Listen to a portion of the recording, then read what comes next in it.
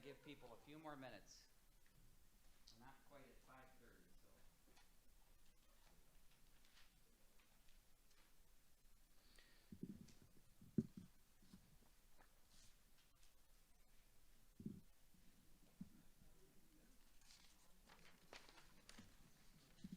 Are the lights on, right?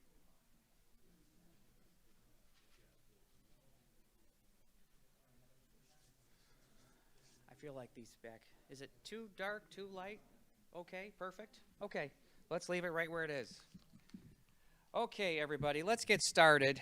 Staff members, if you could take your seats, that would be fantastic. Thank you, everybody, for taking time out of your evenings to come here. This is going to be one of a handful of these meetings. In fact, I'm committed to having these town hall meetings, one per month at least, for the foreseeable future, until we make sure each and every single one of our residents is both heard and their questions are answered. So what we're going to do tonight, because I want to engage in questions and answers, we're going to spend about 20 minutes going through a brief presentation.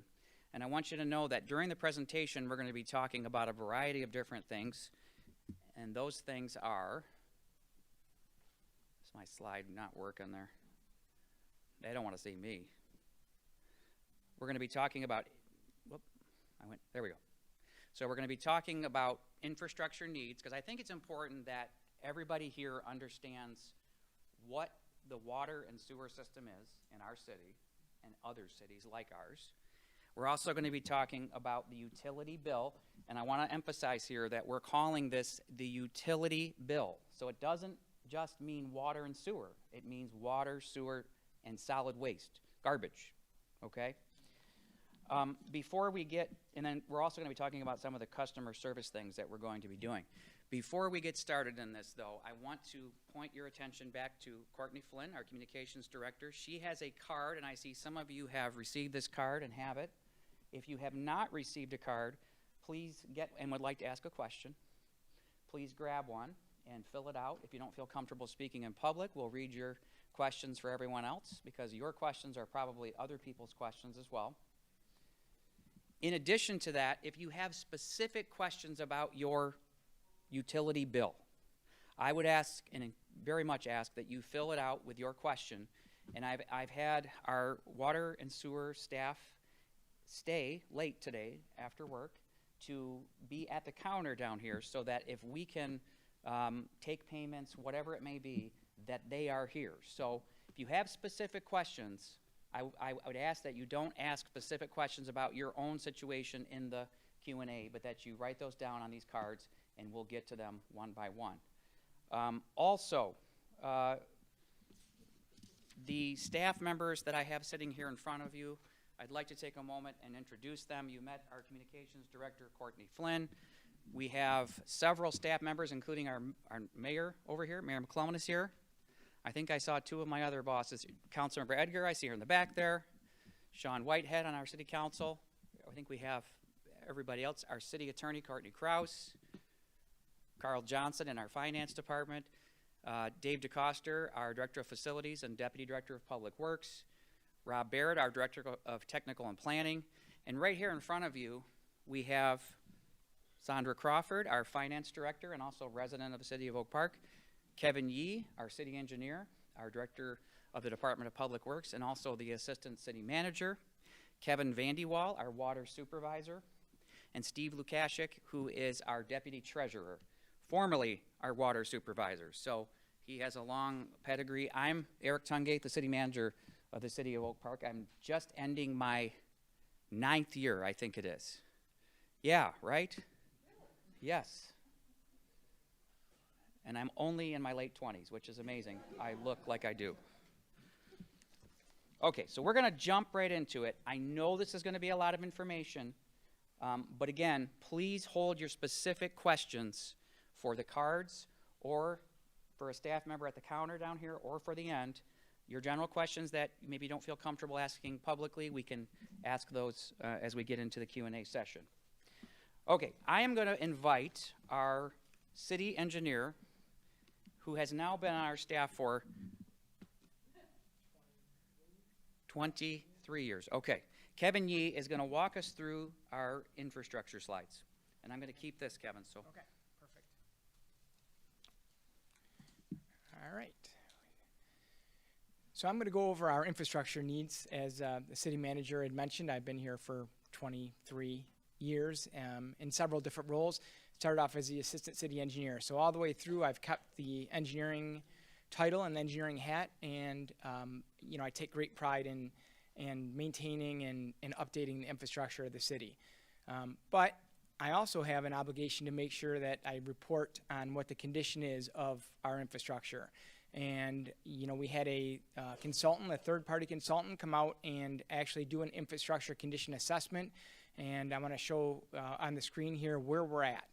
So 70% of our water mains, which is 72 miles of our 102 miles of water main, are considered either significantly deteriorated or unserviceable. It's pretty overwhelming. Now, I think, me and my staff, we do a good job of maintaining that and keeping the water flowing safely and efficiently, but it's pretty eye-opening when you get a report that says that 70% of your infrastructure, of your water infrastructure, is in need of repair. And along similar lines, our sewer lines, 60% are listed as failure likely in the foreseeable future or marginally functional with failure imminent. That's 68 miles of sewers. So, we have our job, both from the engineering and the public works side, is to make sure our infrastructure operates safely and effectively, but yet knowing that the age and condition of our infrastructure is, it's in need of a lot of repair and a lot of work. So, we do a lot to maintain it and a lot to, keep our aging infrastructure operational. I mean, some examples is we exercise our valves in our water mains and flush our hydrants, make sure our hydrants are operational for our public safety crews. And on the sewer side, we clean and televise every sewer in the city every 5 years. So you may see crews out, cleaning sewers and making sure that they work, they televise them. We get those reports and we base our repairs on the condition of our sewers based on those reports. Kevin, can I just interrupt you? Sure. So everyone knows, when you say we televise our sewers every 5 years, why do we televise our sewers every 5 years? So we televise our sewers every 5 years to make sure we have a good handle on where our failures may occur. So you can look at a sewer line and, when our sewers are in large part 60, 70 years old, when you look at, some cracks in the sewer, you can compare it to the condition it was 5 years ago and say, it's holding steady. It may have a crack in it or two, but it's holding up. It's not being deformed or anything like that. Or you may look at one and say, that one's starting to move a little bit. We really got to address that one sooner than later. So again, when we look at the assessment, it's pretty daunting to think that we have 68 miles in need of repair, but we repair a couple, 2, 3, 4 miles a year of sewers, and we do that based on priority. So, we feel like we have a pretty good handle on it, and we do assess them regularly.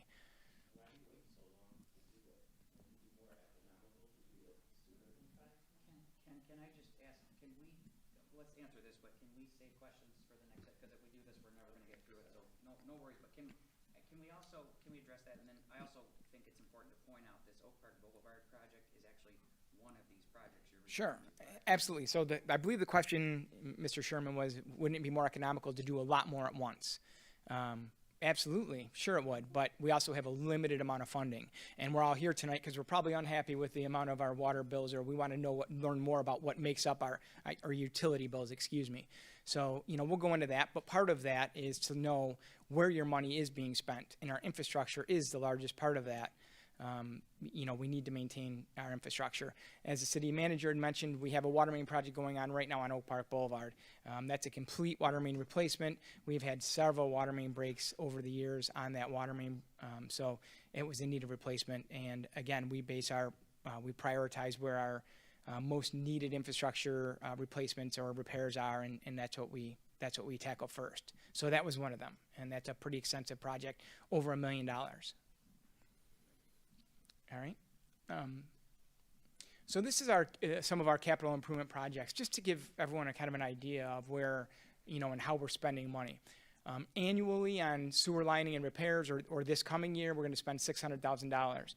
That's going to get us a couple, 2 miles or so of sewers lined and repaired, where we'll lining. So just kind of lining is a way that you can repair a sewer by putting a line into the sewer and baking it so that it becomes a structural pipe. So that way you don't have to dig it up. It's more cost effective and less disruptive. So they won't have to come and dig up your street and everything else, remove trees and all the other stuff that comes with that.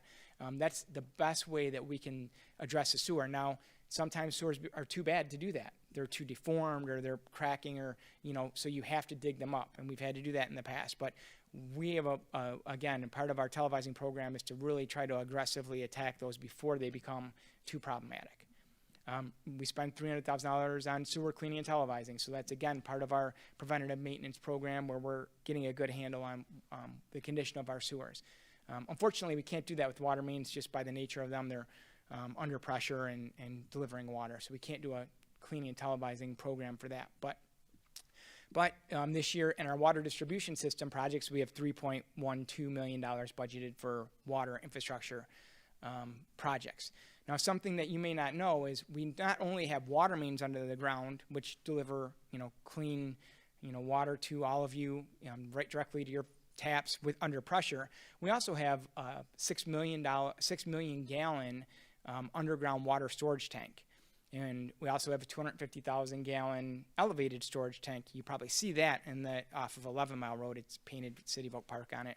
Can I interrupt you just? Sure.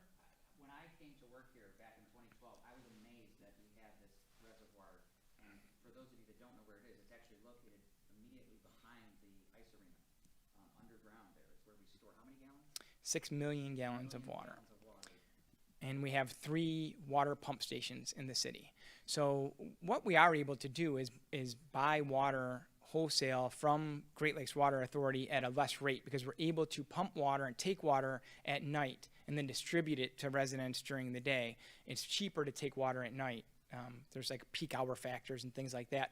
So it's cheaper to take water at night. So we're able to do that to provide a discount on the water that we buy wholesale. And we'll see in a few slides here where we stack up in our water rates and our utility rates overall. But we're able to take in that water, and there's a lot of communities who are trying to build storage, and the cost of building that storage now is very expensive. So we're fortunate that we have this infrastructure in place. Over the 5-year capital improvement plan, you could see annual sewer linings. We're going to invest $4.1 million in sewer lining and repairs, and in our water distribution system, $13.8 million over the next 5 years. So we are investing in it, and we are trying to address the issues that we have. However, that seems like a lot of money. It just is a drop in the bucket considering how many miles of infrastructure we need to improve. So, Kevin, as I look at the previous slide, so I see the conditions assessment like many of you probably did. I think to myself, okay, so we're spending all this money now on our infrastructure. Where does that get us in terms of, are we now 60% good to the good, or where does that get us? Are we getting ahead of the game now? Or? Yeah, we are. That would barely get us ahead, and we're not talking. We're talking like 5% of our needs that we'll address in the next 5 years. So it is not like we're. It seems like a lot of money, but it is not nearly what we need as far as infrastructure investment. Now, again, I feel comfortable and confident in what we're doing as far as maintaining it and keeping it going. But we do have a dire need of infrastructure improvements and investment in this community. Thank you. Ray? Some of the risks of deferred maintenance. Water main breaks. Currently, City of Oak Park averages 25 to 30 water main breaks a year. That usually means I have a crew come in.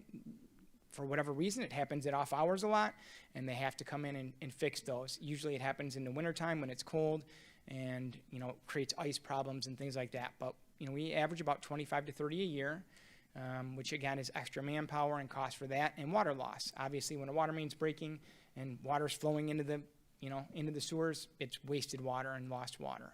On the sewer side, sewer backups occur if you don't maintain your infrastructure. Now, since I've been here, we've been very aggressive in how we maintain our sewer system, and we don't get, but I think one in my career, sewer backup, that was a city issue. Most of the time they're residential issues from, the the lead from a residential property all the way up to and including the connection to the city's main is the property's responsibility. So, you know, anything that's in the city's main or the distribution mains all the way along, that would be ours. And we again take great pride in maintaining that system. One thing that's interesting that we were talking about earlier today when we were kind of going over the presentation is most people don't know what happens or where our water comes from and where our sewage goes to. And I think it's important to that everyone kind of realize that. Our sewer system right now is a combined sewer system, which means that our stormwater and our sanitary sewers all come together. So what happens when you get big rain events, you know, you have to have a big pipes to, you know, hold that capacity. And our combined sewer goes all the way to 12 Mile and I-75. There's a big field there, and I think there's some soccer fields right there adjacent to it. Yeah. And there's a huge underground storage facility for combined sewage. Okay, let me stop you for a second. So I think everybody might know where the Home Depot is at 12 Mile and I-75. Right directly behind the Home Depot is the area he's talking about. So I want to make sure everybody understands that the stormwater runoff combines with the sewer from our town, and it all goes to this one location. Right. Imagine that. And from there, it goes down to Detroit, where it's treated, you know, by the Detroit Water and Sewerage System. So, you know, our sewage in Oak Park travels quite a ways before it's treated. But that storage facility is built because to prevent, there were a lot of closings of Metro Beach and areas like that. So what used to happen was that when you get a big storm, there was too much water, too much sewage and it would overflow into the Red Run drain, which drains out into the, you know, Clinton River and drains out into Lake St. Clair, and it would cause a lot of, you know, fecal matter and other things that would close the beach. Sounds pretty disgusting, and it is. So we along with 14 other communities were forced to build this, you know, $150 million plus retention facility, which now holds that until the storm subsides and Detroit Water can keep up and treat that properly. So I thought that was interesting to kind of note. It was, you know, for me, it's kind of second nature. I've been dealing with it my whole career. But when we were talking about it earlier, they were like, you need to talk about that. That's something that most people would never realize. And the same thing from our water, not same thing, but our water comes from, you know, Great Lakes Water Authority, where they have huge mains that distribute water out to all the suburban communities, and we get our water that way. And again, drawing it at night saves us considerably on the amount that we pay for wholesale water. Anyway, back to our risk of deferred maintenance.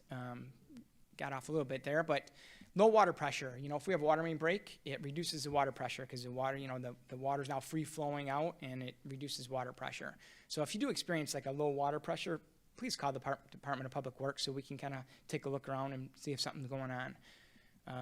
And then health and safety hazards. Anytime you open up water to the air, you know, we have to make sure that we isolate that and we treat it and disinfect it before we put it back into service. But always a risk whenever there's issues with infrastructure.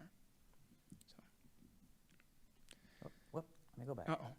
All right, so here's some examples of some sinkholes that were caused from water main breaks and sewer failures. These are real-life scenarios. Southfield on your left, that was over off Telegraph and Lasser, I believe. But that closed the road for 2 years. It was a major sinkhole, and it happened to be a water main break that washed into a sewer, and it washed the whole road underneath it and everything into the sewer. The water main break never came up, so they never saw water, so they didn't realize it was happening until it was too late. So fortunately, no one's killed when something like, you know, no one's killed in this instance when something like that happens, because all it takes is a garbage truck or a heavy vehicle to go over that, you know, pavement without anything supporting it and fall in. Unfortunately, they were able to find it before that, but that was a major, multi-million-dollar issue that they had. Bloomfield Hills, another neighboring community in 2018, similar issue, sewer issue, road washed out, had a sinkhole. Oak Park will give you an example of how these things happen. This is Morton Street, and while we were televising, you can see the pile of dirt in the bottom of the sewer pipe there, and you can kind of see that the pipe above it's missing. So what happened? The pipe cracked, fell in, was washing soil in. When you get rain and things like that, that soil washes in, and it undermines the road, and you can have any one of the failures that are kind of listed. So that's why it's very important that we maintain our infrastructure and get a good look at it, you know, every 5 years at a minimum, and make sure we're you know, keeping an eye on that. Can I just have you elaborate, just if a catastrophic situation, and we're not even talking about the Fraser situation from a few years ago. Right. Which I don't even know if it's That still happened fixed. a couple times. No, they fixed it. It's fixed. It's to the tune of millions and millions of dollars. Oh, So if that were to yes. happen to us, how would we pay for a catastrophic situation like that? That would have to come from our water and sewer fund balance, which is, why we try to keep a fund balance in place so that we can cover the cost of these types of things that happen. And they do happen. So, we do our best to try to prevent them, but they've been shown to happen. Thank you. Okay. Okay. All right. So, thank you, Kevin. I'm sure we'll come back to you here in a moment. I would like to spend a few moments. So we've given you the infrastructure overview. Am I being mic'd twice? No, by standing by that. Now we're going to talk about the utility bill. There's been a lot of changes with the utility bill. So I know a lot of you are here because you have questions about your bill. A lot of those questions we hope to answer before we get to the Q&A. I'm going to ask our water supervisor, Kevin Vandewall, to join me at the podium, please, sir. Good evening, everyone. We're hoping to answer some of your questions at the end, like Mr. Tungate said about your utility bill. Just to go over a few things, just to start off, just a little overview of what makes up your utility bill. If we look up there, a utility bill is, and why we're rebranding from water bill to utility bill, because a utility bill makes up multiple things on your bill, not just water. So it refers to, water, sewer, stormwater runoff, meter service charge, and rubbish collection. So previously we were billing quarterly. So Oak Park is now transitioning to our monthly bill. That was effective July 1st. Okay, so let me interrupt you. So Yep. I think everybody knows this is happening. We were previously, commercial customers were paying monthly. Correct. Now we've moved to everyone is on a monthly bill. And most of you in the room probably have not yet received your first monthly bill. Yes, that is correct. So the only monthly accounts we had set up were commercials. Now monthly billing is available to all residents and commercial properties in Oak Park. So your first monthly usage amount billed from will be July 16th through July 15th. You'll see those bills first week of August. They'll be mailed out. So they're gonna, your previous bills that were billed up to until June 15th, they were a prorated bill for the amount of days that you were being billed for. There was a little confusion on if those bills were the first monthly bills. So we do apologize for that, if you were mistaken or not, but those were your transition bills. So they're your last quarterly bill that we had to send out to you. So that was consumption billed up until June 15th. So I want you to elaborate a little bit on this. So let me say this, and then you please piggyback on it. But there were 8 different sections of the city that were being billed on different dates in the quarterly system. Yep, correct. Okay.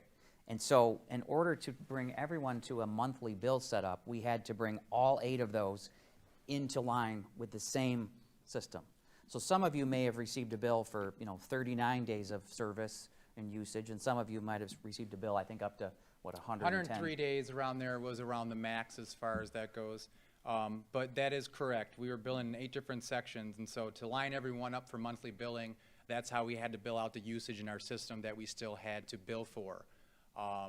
So we're proud to announce that there will be no increases for the fiscal year 21-22. So that's something that we're very Wait, you might want to proud say that of. again. They weren't nearly as excited as I thought they would be for that part of this.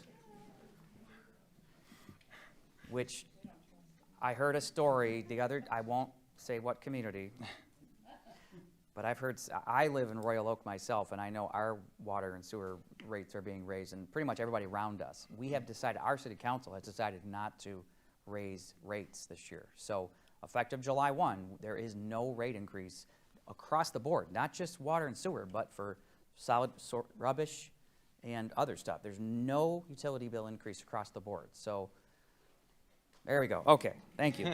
There we go. Yep, so next slide. Oh, I guess that's me. Yes.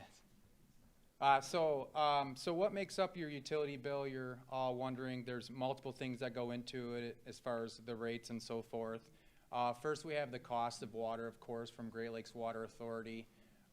We also have the cost of their sewer treatment from Oakland County, our solid waste charge.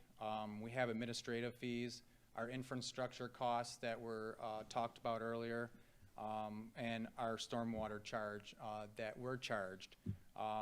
We also like to say, you know, it's yes, everyone has to pay this charge. Even Oak Park, our charge has increased. We're at $190,000 that we pay a year towards that ourselves for Oak Park's properties. And plus we have the court-ordered debt service, the Coon Drain project that Kevin touched on earlier, which is our wastewater treatment facility. Okay, I'm going to interrupt you again. So I want to just emphasize something you just said. The city, a lot of people don't know this, the city itself, being the largest landowner in the city of Oak Park, the city government is, we just increased our bill by $190,000 a year. Just $190,000 a year because we have all this land that we're now charging this stormwater charge to. So we have a bill, you guys have a bill just like you do. So. Yep, that's correct. So everyone pays their fair share of the pie. So any parcel in Oak Park, occupied, vacant, empty, building, no building, unfortunately, stormwater costs, they do have to be I noticed paid. in there you didn't put the profit margin line item in there. Why is that? Well, yeah, no profit margin. Why is that, though? Why don't we charge a profit margin? We just pay for the costs associated that we're charged upon, and what we need to maintain our infrastructure for our operating and maintaining costs. So we're a government entity. We are not legally allowed to charge a profit for the services that we provide. Yep, that's correct. So this is a little snapshot of an average monthly bill based on 7 units. 7 units. Oh, I'm sorry. 7 units meaning, so pretty much how we build out water prior, billing quarterly. Average that we saw per residential property was around 20 units. And so we should be seeing an average monthly bill based on around 7 units. So this is what a snapshot of it looks like as far as your water at $4.51 times 7. That gives you your water usage at the $31.57. And then we have your sewer rate there at $4.86. You multiply that by 7, that gives you your sewer rate for $34.02. Also, we have our meter charge. That's $1.59 per month. Rubbish collection charge, $12.91, and stormwater runoff charge. That's going to be around $29.08. That's going to vary property to property. Again, this is just an average stormwater charge. Most of the charges on your utility bill are the fixed charges there. They're based on a monthly rate, no longer a quarterly rate. So that's how they're broken down. So those of you who are wondering, well, I don't fall in 7 units, what is my bill going to be? What you pretty much want to do is take a third of that. That's going to be your new monthly bill. Okay. All right. And then we have a next slide that shows what the full page bill is going to look like. It's no longer going to be mailed out in a postcard form. A lot of issues with those cards, as many of you know, they get lost, torn, misplaced, they never arrive. So we're really proud to announce a full page 8.5 by 11 bill. It'll actually be in an envelope. So we're something really proud of that to launch, and we're really excited for that. As you can tell, it looks a lot different, and that's because it is. We're able to provide you with more detailed information. A lot of you have been asking for, so we're really happy to have this on the bill. And as you can see, it's not too big, so you can't see too much detailed information there, but just a little snapshot overview. So pretty much the top portion will be your coupon portion. We ask you please to tear off that section and mail that in for accurate processing when you do mail in your payment to us. And then the lower portion there's a lot of detailed information about your account, your billing, your meter history, and also your historic graph, which is really exciting because now we can see a snapshot view of your history for the previous 12 months. So that's really exciting. Another exciting part of the utility bill is now we have something new. we're very proud of. It's our message center. That's going to work out really great for us and you to communicate with each other and try to let you know what's going on in the city for anything that's, we need to relay a message out there. So just please check your message center for those messages. And then there'll be inserts, right? Yes, that is correct. So we're going to have multiple inserts on the new bill run starting first week of August. We're going to have forms that are going to be included. So we're also really proud to now have e-billing for the first time. So now we'll be able to go green. We'll have you can be able to have your bills emailed to you. You can click on a link that's going to be provided to pay that utility bill as well. And then along with that form, we'll have the ACH auto pay form included. If you guys want to pay for your utility bill through your own institution, you can do so. There's no charge, you know, just set it up, forget about it. On your due date, money will automatically be withdrawn from your account. There's also another ways to pay. There's Dropbox. There's a 24/7 Dropbox. Some of you may know or may not know. There's 2 of them out there now. So that's in front of City Hall. We accept check, money order. Of course, we have in-person. You can pay with your credit cards. You can pay with check, money order, cash. Mail, of course, if you want to send your check in. We also have online and over-the-phone payments. There is a flat fee for that, unfortunately. We do have a payment processing center that handles those payments for us. They do get those charges, the city does not. But we are happy to have those conveniences for you for different avenues of your payment. And let's see. All right. So with that being said, utility bill assistant programs, we have multiple agencies on hand at all times. We know financially things are difficult. We can't fully pay our bill. We need some help. So we have help agencies for anyone seeking help, not only for their utility bill, for your rent or your mortgage as well. We'll also have these included with your first monthly bill that's going out as well to provide you with a full listing. This is just a snapshot of what we have to offer that we have. But we also have them at the counter if you guys want to pick up some of those forms, and out in the hallway we'll have them on a table for you before you leave. There's a one-pager Courtney's holding up back here too, if anyone's interested, with much more detail.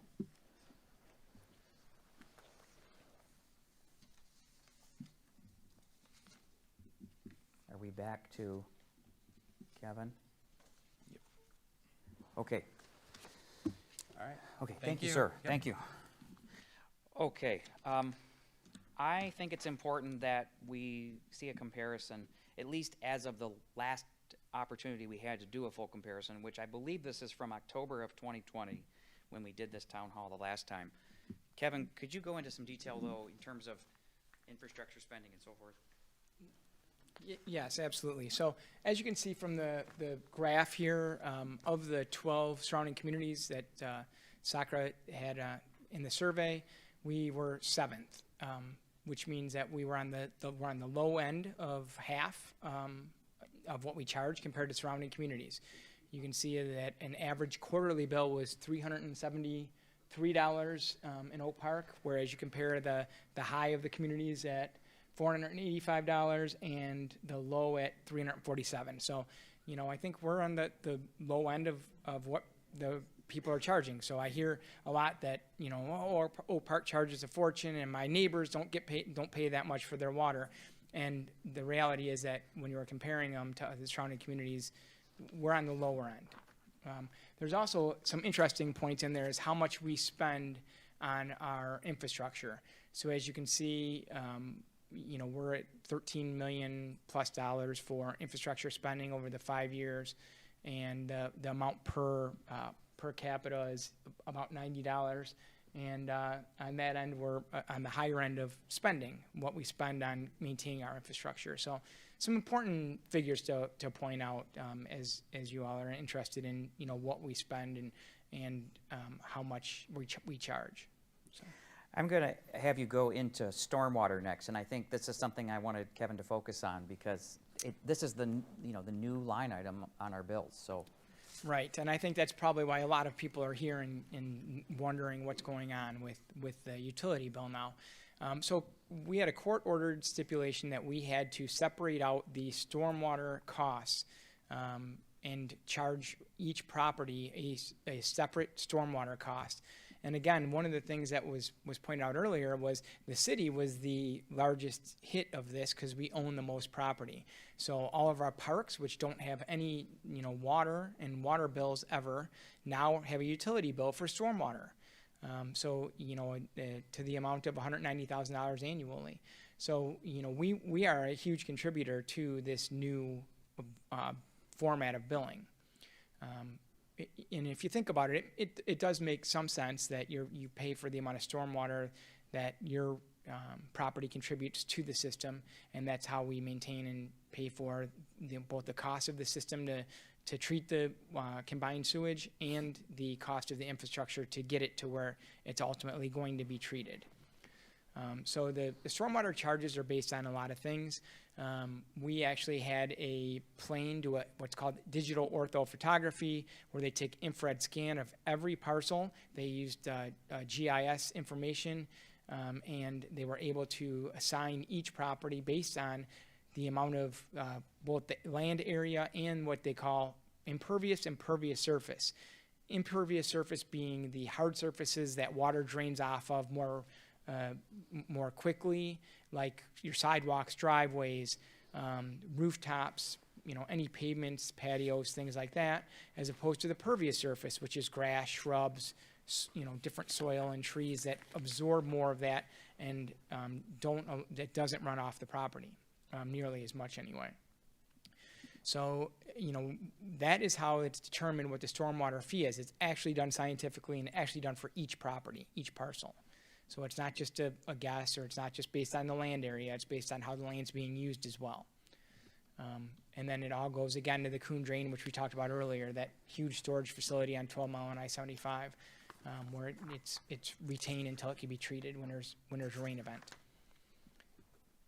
Okay, I'm going to speak to customer service here just a moment, and then we're going to go into the Q&A section. So I talked about this a minute ago. Thanks, Kevin. Talked about this a minute ago with monthly billing. You know why we've moved into that. Again, no rate increase for our bills across the board with water, sewer, meter, and rubbish. City Council decided not to, and this was really in recognition of the hardship of the pandemic. City Council said, let's not throw a rate increase on our residents right now. So a lot of people don't know this, but in order to do that, we had to come up with hundreds of thousands of dollars to eat the costs that were passed on to us by Great Lakes Water Authority. Because while we buy water wholesale, it's not free, okay? Also, one of the things that has now taken place, and you'll see this going forward in the monthly bills, is that the late payment penalty has been reduced from 10% to 5%. I want to come back to the city lead lines in a moment, but we're also allowing one late charge removal per calendar year. We're trying to be as lenient as we possibly can. We're also negotiating individual payment plans. So it's not our goal. I think I can safely speak for everyone in the city government, including the city council, when I say it's not our goal to send our residents into bankruptcy or out of their homes. That's the last thing that we want. It is our goal to find a pathway for everybody to keep their water on and be safe, happy, and healthy as much as humanly possible. So we will work with you as much as we possibly can in terms of negotiating an individual payment plan. By the way, there are also, when it comes to stormwater charges, there are also credits available. Now, the credits that are available are for things like rain barrels, bioswales, dry wells, rain gardens, things like this. It's not going to, even if you get the credits, it's not going to offset your entire charge. It could help, absolutely help. And by the way, it also improves the environment while we're at it. Okay, so something to look into.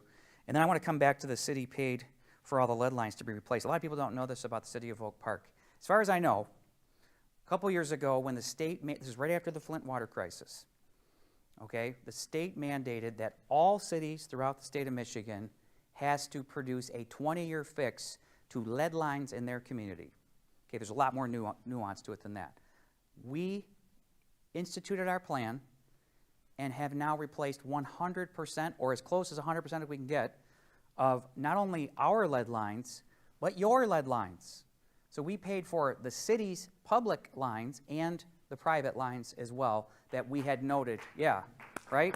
And as far as I know, we were the first community in the state to do this. Something I'm very, very proud of. In fact, I was just reading the other day, a community nearby has just released their 20-year plan for this. They haven't even started, and they're raising rates 35% in order to do so. So we've already done it. In fact, we did it in, was it 9 months we completed the entire project? And how many lines was it?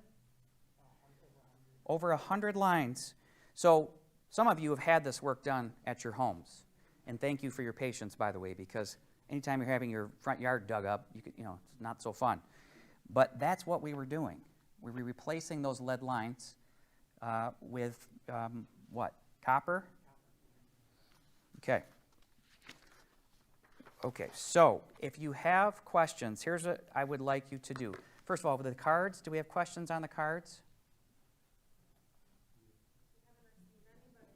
Okay. If you would, please, and by the way, I wanted to mention one more thing. We are recording tonight's session, and we're going to be running a loop on this because we want as many of our residents as possible to hear the information that you are here in person hearing, okay? If you would, please come to the podium. Is there a mic being passed around somewhere? Okay, there we go. Or raise your hand and we can bring the mic over to you. Just want to make sure you're on the mic so we can get you in the recording. Please, sir. I think it's on.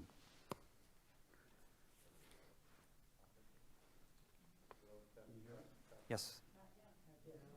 I can, but is it not?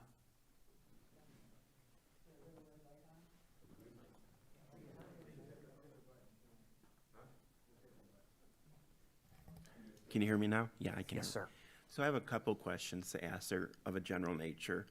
So if you use or flush your toilet less, not to be graphic, or water your lawn less than you're doing now, should that reduce your monthly water bills is a couple questions. And then my other suggestion is based on one of your slides. As a retired but active social worker, I think maybe for future town hall meetings that maybe you could ask some of the representatives of these organizations to be present so people could take advantage of them being here if they want to pursue assistance. No, that's great. Thank you. Yeah, absolutely. Okay. Thank you. I saw one of our organization representatives here. So that's my two questions about, using your toilet less, flushing. Well, of course. So one thing I wanted to mention is this. So a couple things, and one of these is a little bit tangential. So if you are using less water, you're going to be charged less, generally speaking. However, we do have a minimum bill, okay? The minimum bill when we had quarterly bills was 5 units. It's going to 2 units now, okay? So it's one more unit. We're looking at that, by the way. The reason we have a minimum bill, Kevin, the reason we have a minimum bill, go. Please. I think it's important that you guys understand this, though, because it's... Well, I think that, from what I showed earlier, we have infrastructure costs, right? And there are set infrastructure costs that we have to pay no matter what. We have a system that delivers fresh water to every resident in this house under pressure, and that infrastructure, and at the same time, any sewage that comes from your home or your property, leaves, and you don't have to worry about it or maintain that. But the infrastructure to get water to your house and the sewage from your house is a fixed cost that does have to be accounted for when we're coming up with our cost structure. So those are important, and you see the condition that I pointed out earlier. Those costs still have to be paid. That infrastructure still has to be maintained, regardless of how much water people are using. Actually, we're being charged similarly from the Great Lakes Water Authority. They used to charge us just based on how much water we use. They went to a model now where they have a given fixed cost and a usage cost, which is a similar model of what we're doing now. So I hope. Thank you. Yes. I wanted to also add this, that I don't know if we talked about this or not, but with regards to going to a monthly bill, one of the other advantages is that if you have a toilet running, and maybe you don't know it's running, you will catch that what used to take us, 3+ months, because we catch it when we see your bill and then we alert you. Some of you may have received that card in the mail that says, hey, something extraordinary is going on at your house. Which used to be every quarter, guess what? Now it's every month. So one advantage is now the issues that you would have seen otherwise quarterly, you're now going to see monthly. So we'll catch them a lot quicker. But when your toilet's running, that's because the water's on. You're being charged for that. Okay?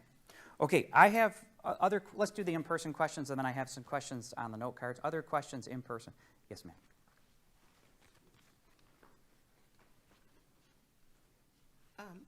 Do we need to state our names? Or? You please, but you don't have to, obviously. Crystal Parker, in the manor. That's not my question. I Okay. didn't know we could ask publicly. I Feel have free. two questions. The first one is, as he just mentioned, was going to be my question prior to him getting up, about those of us who use minimal water usage, people who have only one person in the home, or senior citizens that don't use as much. The average under the quarterly system was 5 units that you would be billed if you didn't meet, go over that. Currently, it's 2, and everybody's like, oh, I'm like, no, because 2 quarterly is 6. A year is 24 units. Under the old way, it would only been 20. So now you're getting 4 more units out of those that use minimal usage. 4 more units annually. So now, I knew this question was going to come up. Yeah. And you're not wrong. So one of the things so we have some future considerations. One of the things that City Council has asked me to look into is do we even need a minimum bill? That's a question we have to ask. Or can we pay for some of our fixed costs that we just talked about out of the revenue that's generated from the system? There's a study going on right now, okay, to determine that. But you're absolutely right that over the quarter it's 1 extra unit, over the year it's 4 extra units, okay? Absolutely right. So that's forthcoming. Also, I should mention, too, one of the other future considerations is the possibility of expanding our our utility appeals board. So it doesn't, I'm guessing a lot of the people here are residential water customers more so than commercial, but it pertains more to commercial. But there are situations where you will have an opportunity, and this will all have to be identified later, where you may have an opportunity to appeal your stormwater charge, okay? Among other things, appeal your bill, appeal, whatever. So that's another future consideration, but great question. Thank you. My second question, I guess, would be commercial centered. I was here last month for the special meeting, or a couple weeks ago. Was a settlement made for Coolidge condominiums for all of the money that they owe to the city of Oak Park? Because my argument was, his lawyer sat up there and stated that the gentleman that owned Coolidge condominiums was a nice man. And we have a bunch of nice people here that pay their bills. And if one of us paid the bill late, we would incur a late fee. If you pay a partial bill and you pay a partial, your late fees continue to add up. The only thing that the citizens are offered is a one-time late fee removal. This gentleman wanted all his late fees removed, and that he was only prepared to pay the money in which he felt that he should pay, which I think is unfair for normal, regular citizens, because we can't cut those types of deals. And these people right here and me are what keeps the city going. When everybody fleds the city or doesn't want to pay their bills and they go or sell it to their cousin so they can avoid paying, we're still here covering those charges. So I want to know, was a settlement made, and was he cut a deal on those fees? So my city attorney is eyeballing me right now because what she'll probably hate what I'm about to say, but when you came and spoke the other night, I did a virtual high five with you. You probably didn't notice, but spot on. But we haven't made a settlement that I know. But do you want to speak to that in more detail? That's correct. We have not made a settlement. Council considered that man's comments, just like council considers anyone who comes before council, and there was a vote, and they did not accept any settlement. Okay, I want to thank you, because the gentleman did call me and they did come out to my home. The only thing that he didn't do, he said he was going to give me the number to the technical planning guy, and I did not get that. See that guy right back there? So I have, and what penmanship, by the way, geez. You've got great penmanship. Oh, thank you. I will connect you two after the fact, but thank you so much for your comments. Mr. Gold. Hi, Steve Gold. I tend to monitor a lot of the social media that's concerned with Oak Park, and I'm constantly hearing two things, and I want people to be quite clear on this. Number one, did the amount of money that the Great Lakes Water Association and sewer and all that stuff, is that going up for what the city is being billed, not what the residents? Yes. Okay. So let me take that first part. It's 2%, correct? So so not just the normal charge, but a 2% increase from the previous year from them for us. Okay. But we are not increasing our rates this year. They're frozen. Does that mean that the city, just want to hear this again? Yeah. So, the city managed to cut budgets and everything else to make up for that money that they're unable to pass the increase to us. In other words, the city is absorbing those rate charges that the city is actually being faced with. That's exactly And right. you're doing it for the residents.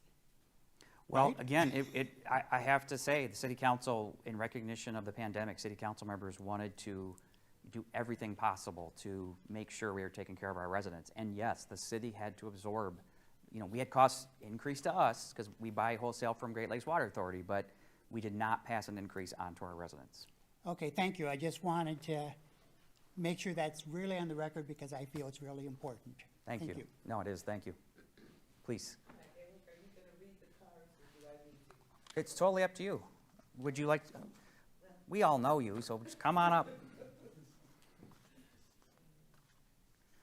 Well, this is a general question. I'm sure some other people are probably just as curious. But I was looking at some of my bills and I was trying to understand, on the back you have a code for every abbreviation, but there's RC and GC, and I don't know what that means. Okay.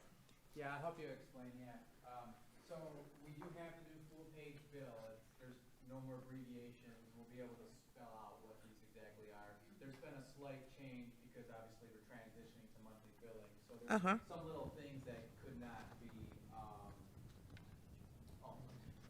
Well, I noticed back in my bill from October to January, there's a GC code and there's nothing on the back. And then the next bill, it was GC. And then for this current bill I just got, there's an RC, but there is no explanation. Yeah, that's correct.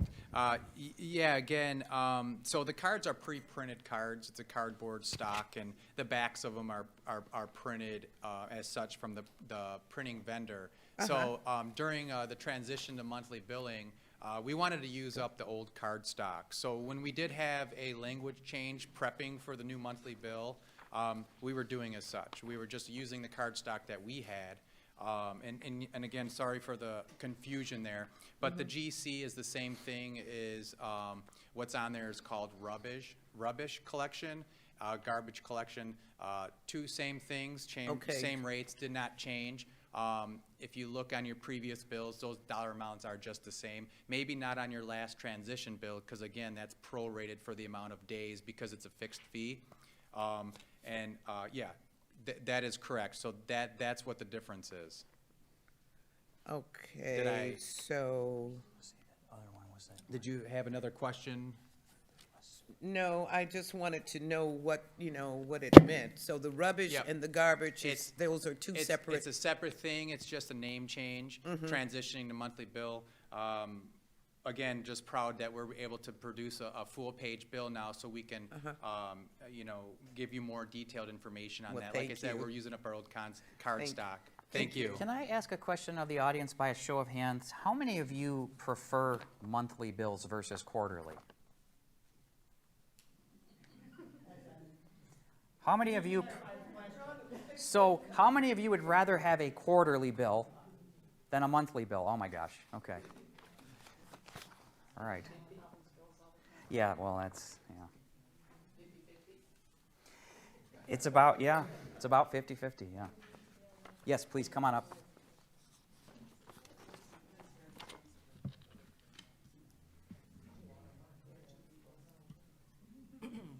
Hello, my name is Brenda Harmon, and you have my card, but I don't think my question was distinct enough. what I wanted to point out is that over the last couple of years, I've gone from 4 people in the home to just myself.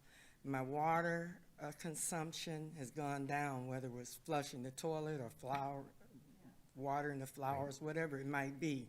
However, this storm drain bill, $280. I mean, it seems like it's way out of line compared to other people I've spoken to. And I'm wondering, is it a situation where the more it rains, the more I pay? No. And No, that's what it, I'm trying to get a Let me feel for respond to that that because formula. this is an excellent question, and I want to very, very clearly state this. So it does not matter how much it rains, okay? It has nothing to do with the determination of your stormwater charge. As the Assistant City Manager just mentioned, it is the total land area, the impervious surface area, and the pervious surface area. I don't know specifically, and maybe we can look into your situation specifically offline. I don't know the lot size and what you have on your lot, but that may be part of why, you've seen such an increase. It is a large lot size, but Well, there you it's go. still a Yeah. little too much. The rainfall has nothing to do with the stormwater charge, though. Please keep that in mind. Okay, other questions? We've got a hard stop coming in, I guess we got about 20 minutes. Yes, ma'am. Come on up to the podium, please.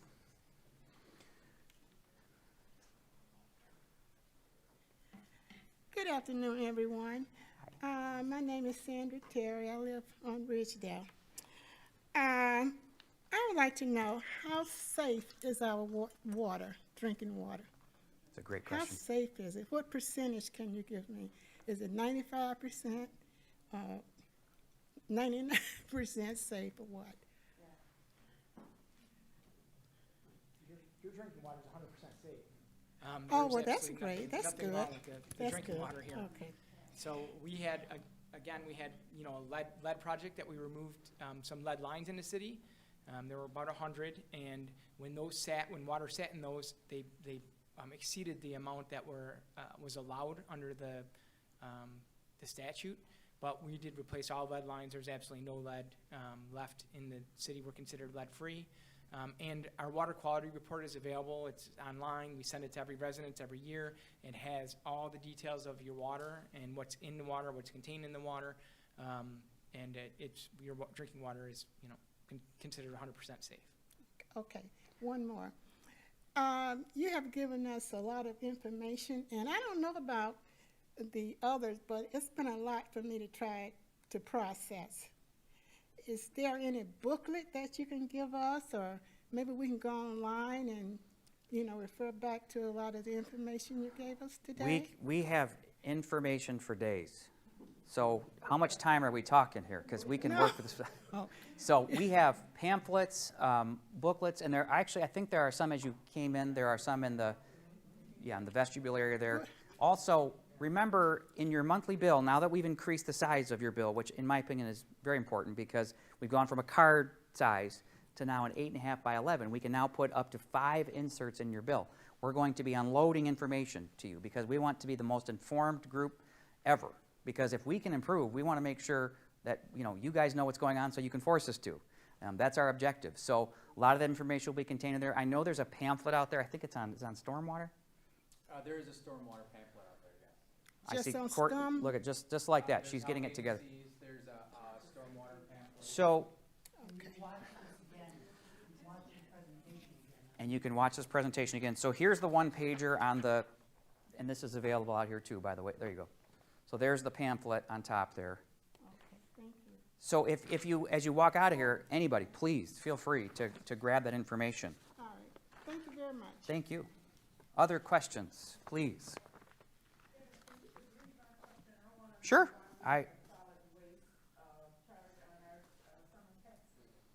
Sure. You want this? Thank you. The question is, why is there a solid waste charge on the summer tax bill? Did I get that right? Okay. Sandra, do you want to take that one?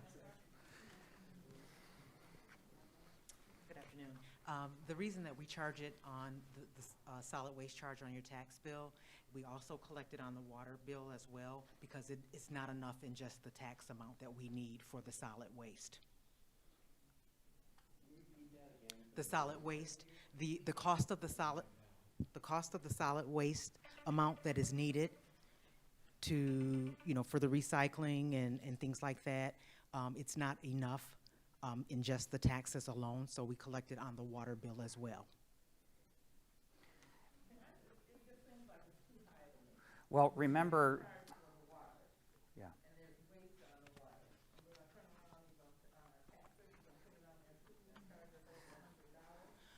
Well, I think too, it depends on what a person's taxable value is. So based on your Right. taxable value is what you would be paying your solid waste cost on. And No. we're not double billing, we're collecting it in both places because it's not enough in just one place to service it.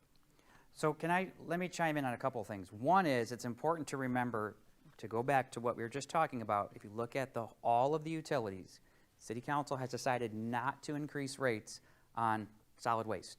So you did not, actually, for the last how many years has City Council done this now? 5 at least. 5 years straight, they have not increased your solid waste rates. Second, and this, Kevin, if you could weigh in on this, we are part of a solid waste consortium, SACRA, if you want to Chime in and give talk about SACRA. Yes, we're part of SACRA, which is a solid waste consortium, as the city manager had mentioned, that serves the 14 communities in our area. And they have a transfer station, so our waste goes there, where they combine it all and haul it out to big trucks to the landfill. Now, keep in mind, solid waste covers more than just rubbish pickup. There's recycling, curbside recycling pickup, which everyone got a free bin for that. The rubbish pickup, everyone got a free bin for that. The yard waste, so they come around and collect yard waste seasonally, and we also do brush chipping. So it covers a lot when you think about it. The services that we offer here, we also provide compost out of our yard waste, so there's compost available in the ice arena lot. There's a lot of different things that your solid waste fees cover. And yes, they're covered in 2 different areas, and that's how we bring in the revenues for it. But as was stated earlier, I mean, there's no profit. I mean, everything that we bring in, we spend on that service. So everything we bring in, we spend on, it goes to solid waste, it's dedicated for solid waste purposes. Okay, thank you. Other questions? I do have a couple on some cards here I'll read. How do I know my lead line was repaired? Kevin, maybe we need the...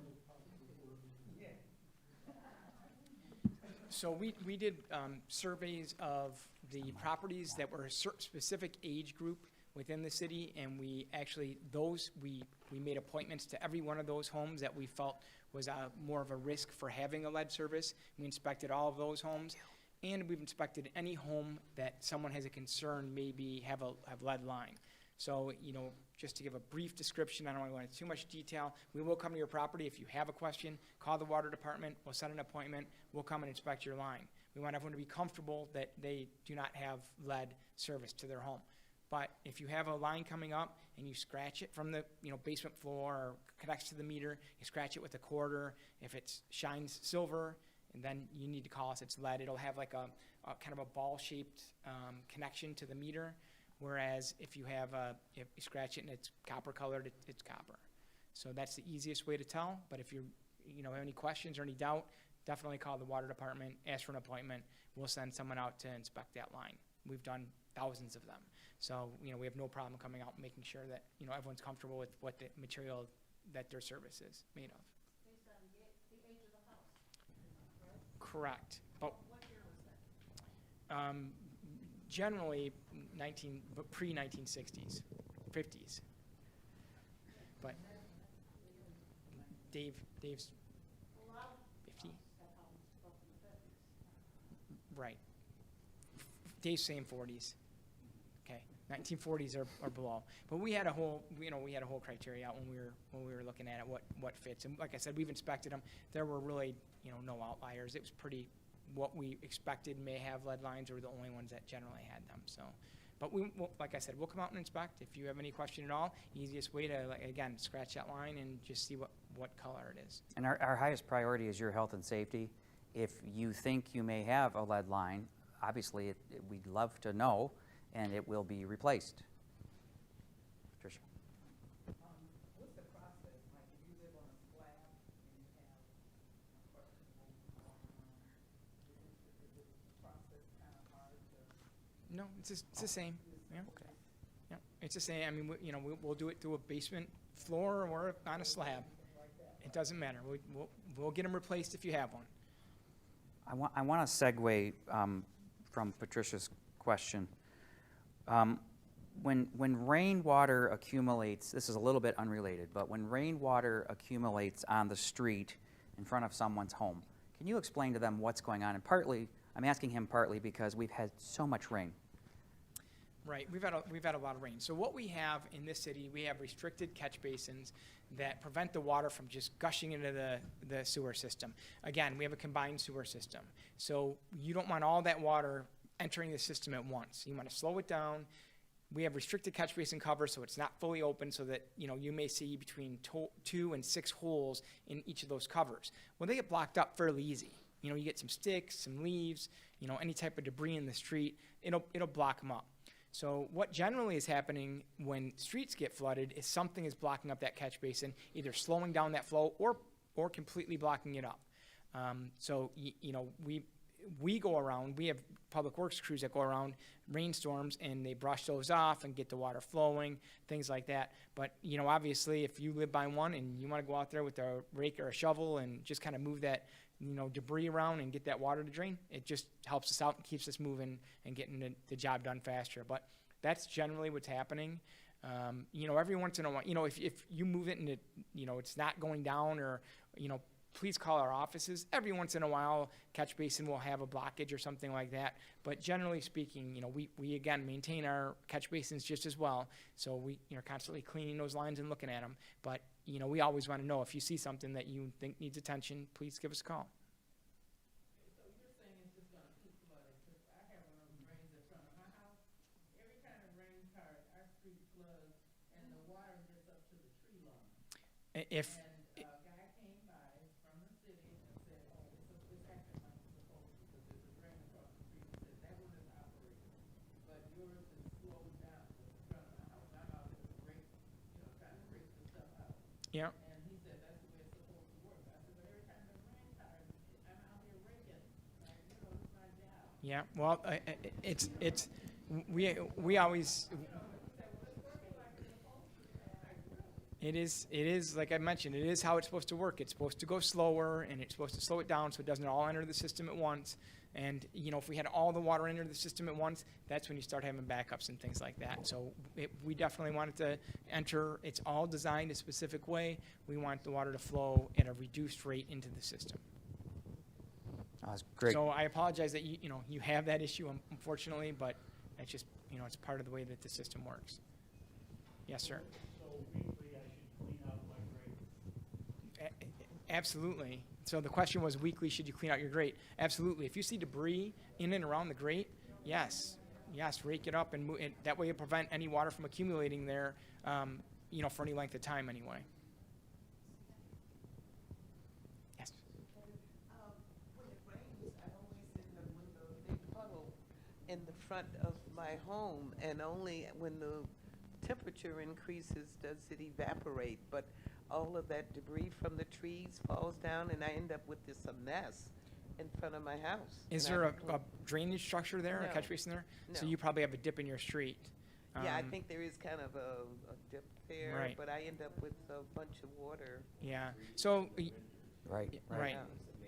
Right. Is So, there- I don't know if you've called that in before, but we have a list from engineering, and we evaluate streets, and, we do what's called miscellaneous concrete, where we take the worst of those and we address those, as we can through our funding. So if you haven't called that in engineering, I'll definitely get your address, and Yeah, it's on I know one you're of on. the cards. Okay, Thank you. perfect. Then we'll put that on the list. Let me just switch gears just a moment here to go to some more of the cards here. So the stormwater charge, will it change each month? The stormwater change should not change, no. That's one of the fixed costs, correct? It's not based on usage or anything like that. By the way, I think it's important to discuss how we determine the stormwater charge. You talked about it a little bit, but we're not unique in the way that we decided how we would charge for it. Communities around us who were also part of litigation like that, I think Birmingham, Royal Oak, Detroit, did it Right. the exact same way. And we literally at one point had to have drones, right, fly over and assess the properties and so forth. Yeah, this was done by plane, and it was Oh, by actually, but plane, it was okay. a digital orthophotography, it's called. It uses, GPS and GIS, and it, navigates each property, and it knows the exact size of each property, and puts it all into a sheet based on what the infrared scan shows for each property. Jackie, you just mentioned about the other cities, and you had previously shown on the PowerPoint, the cities, how we were number 7, thank you, how we were around the middle or at the lower end.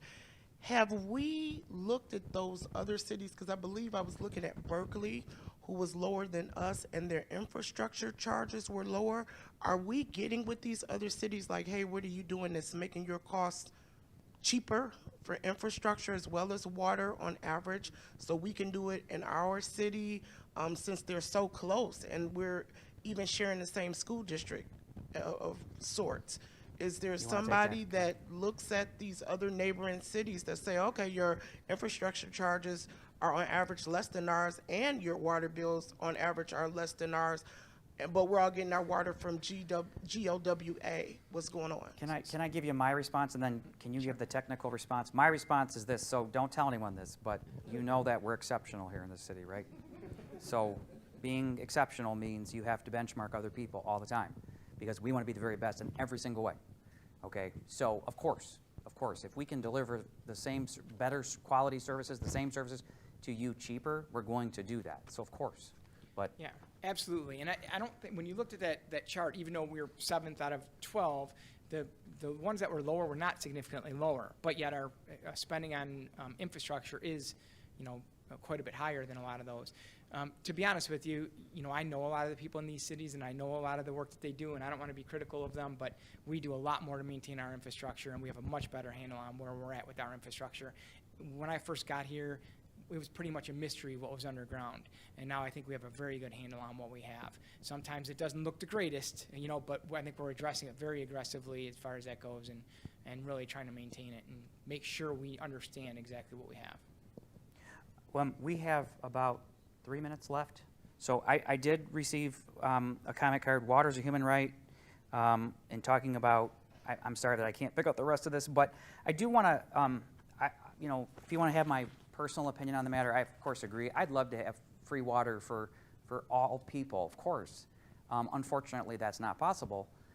If you want to have clean drinking water, if you want to have your sewage dealt with and cleaned and so forth, there's a cost to that. We're all in the same boat in metropolitan Detroit. Is this your question?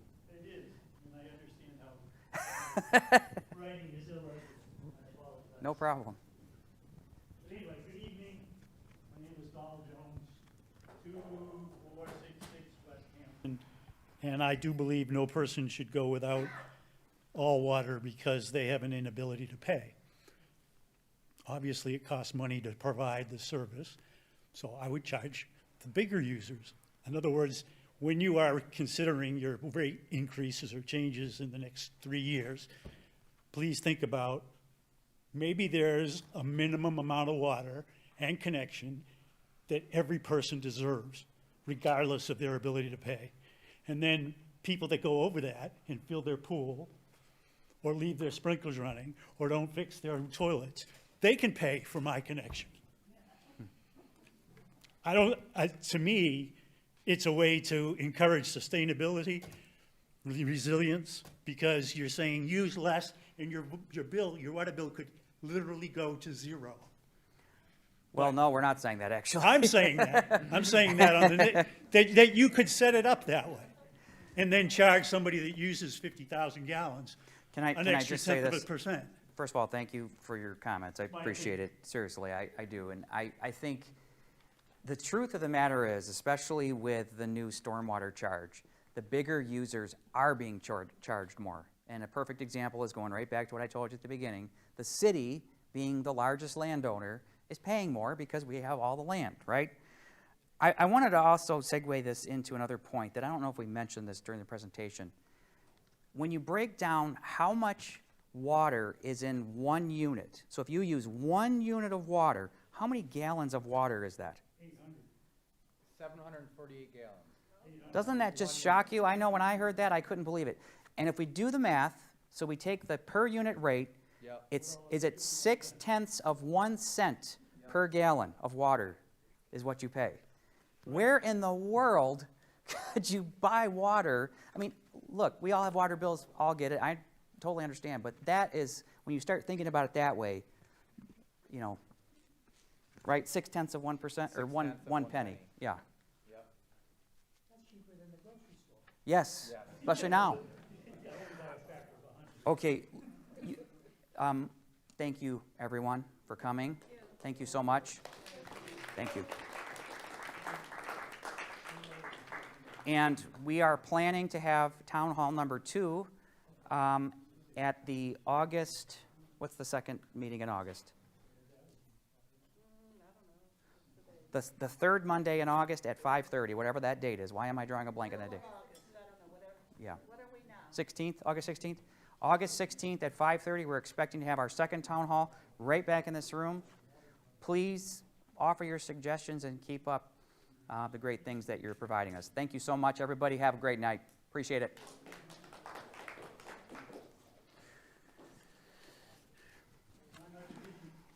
Great job. Thank you. You did a great job. You're a lifesaver.